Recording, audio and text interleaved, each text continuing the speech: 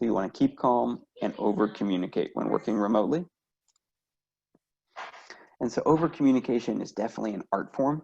And as organizations get bigger, it can get more chaotic and informal, or it can get more organized and hierarchical. It's not necessarily a linear path.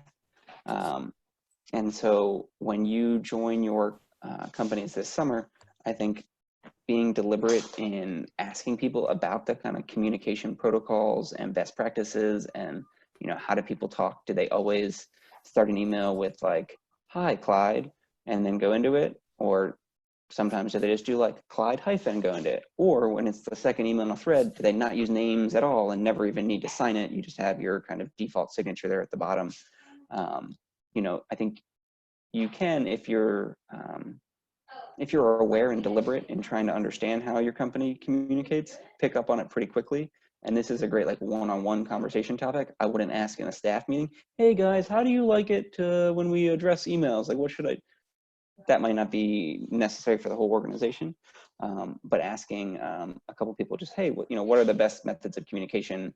And certainly for your boss or supervisor, ask how they prefer. Do they want emails? Do they want texts?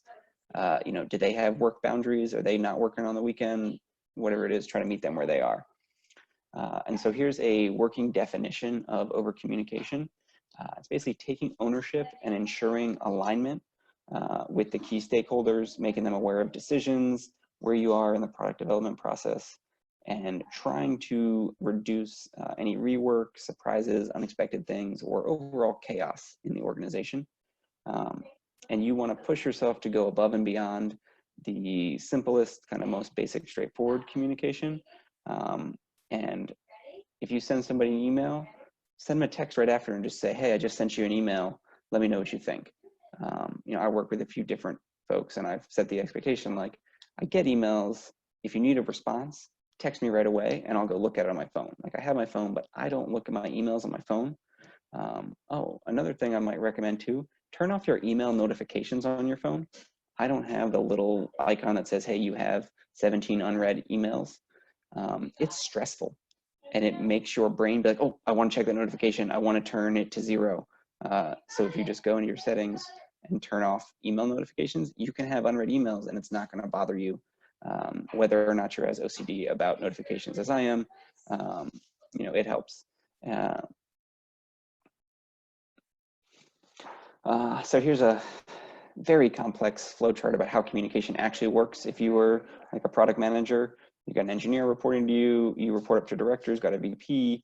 It's not just one direction or you flow into somebody. There's cross-channel communication.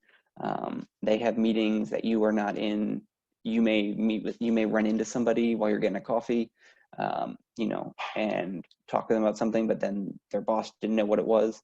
So just be cognizant that communication is going to flow in lots of directions, and you want to help streamline and over communicate in those